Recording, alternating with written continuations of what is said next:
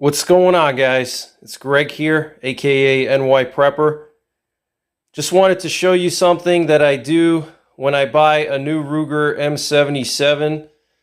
And this one is a 300 Win Mag. It's got a 24-inch barrel, and I'm going to be customizing it. I already uploaded a video on what I'm going to be doing to this. I'm going to be changing out the stock for an HS Precision. I'm going to be bead blasting the receiver and also the bolt knob. And I'm also going to Cerakote the barrel for an olive green. And also I'm going to have my local gunsmith install some New England Custom Guns iron sights.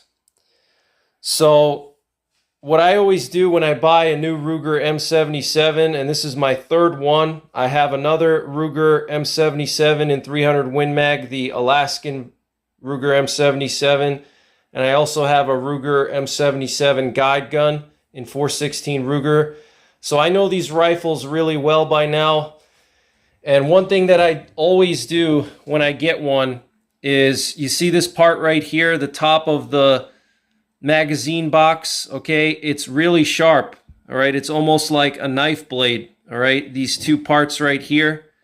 And what happens is when you try to feed a cartridge in, you can cut your skin, you know? It's pretty sharp. This piece right here, it's like a knife blade, all right? And also down in there.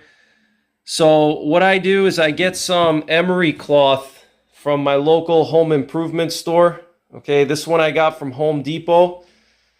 And they come in these 3-packs. They have a fine, medium, and coarse. Okay, this one is coarse, and then this one is medium.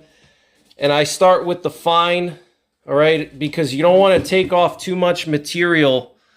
Because if you take too much material off, what'll happen is the follower there, the magazine follower, is going to pop out. It's not going to stay in the magazine box if you remove too much material. You can see how the magazine follower is held up by that little piece of metal that comes out. So you don't want to take too much material off from this part right here. Same thing on this side. You don't want to take too much material off either, because it's going to affect your feeding, okay? And the cartridges are held back by this piece of metal right here, okay? So you don't want to take too much material off on either side. You just want to basically sand it just enough to break down that edge so it's not sharp, and you can actually see how sharp it is in there, okay? So you just want to sand it very lightly with your emery cloth, just enough to break down that sharp edge. And I use a fine grit emery cloth, okay? And you don't want to use sandpaper, you want to use emery cloth, okay? The reason why is, if you use sandpaper, what's going to happen is the grits from the sandpaper will detach from the sandpaper and they'll get embedded into the metal, and it's going to be very messy, and it could cause rust and pitting and all kinds of issues. So you don't want to use sandpaper. You want emery cloth, okay? Emery cloth is like sandpaper, but the grits don't shed off from the paper, okay? They stay onto the paper, all right? So that's what I do, guys. Wanted to give you this quick little tip.